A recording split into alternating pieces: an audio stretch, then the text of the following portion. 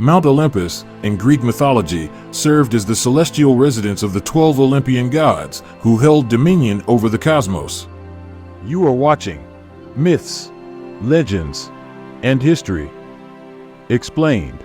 Don't forget to subscribe for more.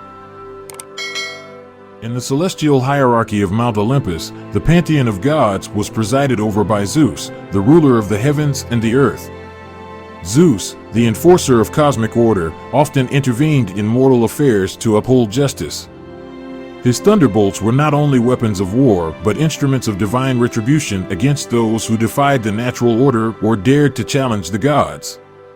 His dominion spanned the heavens and the earth, and his symbol, the thunderbolt, served as an emblem of unrivaled authority. Zeus' thunderous authority was matched only by his matrimonial ties, as Hera, his sister and queen, stood as the goddess of marriage and childbirth. She presided over weddings, blessing unions with fertility and prosperity. Hera's role as the protector of the marital bond was not limited to the divine realm, as she extended her influence to mortal unions as well. Poseidon, the god of the sea, brandished his trident, commanding the tempestuous waves. As the god of the seas, he ruled over the underwater realms and all the creatures that inhabited the deep. Sailors and mariners looked to Poseidon for safe voyages, offering prayers and sacrifices to appease his potent influence over the seas. The trident he wields is not only a symbol of his authority over the seas, but also a formidable weapon capable of stirring the earth and provoking powerful storms. Demeter, the goddess of agriculture, held sway over the bountiful harvests, ensuring the fertility of the earth. A central aspect of Demeter's mythology revolves around her maternal love for her daughter Persephone. The myth recounts the abduction of Persephone by Hades. In her grief and sorrow, Demeter withdrew her blessings from the earth, plunging it into a harsh winter and famine. This narrative symbolizes the changing seasons, as Persephone's time in the underworld corresponds to winter, and her return to Demeter marks the arrival of spring. Athena was born fully armored from the forehead of Zeus after he swallowed her mother Metis to prevent the birth of a child who might surpass him in power. This unique birth marked Athena as the goddess of wisdom, emerging fully formed and ready to embark on her divine duties. Athena's domain extended beyond mere intellect. She embodied strategic, disciplined warfare. Her sagacious counsel was sought not only by mortal heroes, but also by fellow gods on matters of war and diplomacy. Athena, with her strategic brilliance and multifaceted character, stands as a beacon of wisdom and guidance within the Olympian pantheon. Ares, the god of war, reveled in the chaos of battle, contrasting the strategic prowess of his half-sister. Unlike Athena, who represented strategic wisdom and disciplined warfare, Ares personified the primal, chaotic nature of combat. His essence resonated with the fervor of soldiers on the battlefield, where the clash of weapons and the roar of war cries echoed his presence. He was not revered as a patron of heroes or strategic warfare like Athena. Instead, his dominion lay in the blood-soaked fields, where warriors faced each other in unrestrained combat. Apollo, the radiant god of the sun, poetry, and music, graced Olympus with his golden chariot and lyre. His chariot, drawn by fiery horses, traversed the heavens, bringing light to the world. As the sun god, Apollo's brilliance illuminated the earth, symbolizing the life-giving force that sustains all living things. In addition to his solar attributes, Apollo was revered as a master archer, capable of unleashing arrows with unerring accuracy. Apollo, with his radiant presence and multifaceted talents, stands as a beacon within the Olympian pantheon. Artemis, Apollo's twin sister, roamed the wilderness as the huntress, accompanied by her loyal nymphs. From her infancy, Artemis exhibited a fierce and independent spirit, a characteristic that defined her divine essence.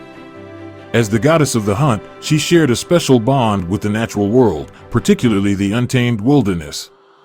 Artemis' primary domain lay in the hunt, and she was revered as a skilled and relentless archer. In addition to her role as a huntress, Artemis was a protector of wildlife. This aspect of her character highlighted the balance between her ferocious hunting prowess and her nurturing protection of the natural world. Hermes, the swift messenger of the gods, bridged the realms of Olympus and mortal lands, wielding his caduceus. Hermes was often depicted wearing winged sandals, enabling him to travel swiftly between the mortal realm and Mount Olympus. The caduceus, a staff entwined with two serpents, was another iconic attribute. This symbol, often associated with commerce and trade, became emblematic of Hermes' diverse roles as a messenger and a deity overseeing financial transactions. Hephaestus, the master blacksmith, crafted divine weapons and contraptions within the fiery forges of Mount Olympus. Despite his physical challenges, Hephaestus emerged as a master blacksmith and artisan. The Divine Forge, a celestial workshop within the depths of Mount Olympus, became the locus of his creative endeavors. Here, he crafted exquisite weaponry, armor, and magnificent works of art for the gods themselves. He crafted the armor for the hero Achilles, a masterpiece that symbolized both protection and invincibility. Hephaestus, with his indomitable spirit and masterful craftsmanship, stands as a testament to the enduring power of creativity and resilience within the Olympian pantheon.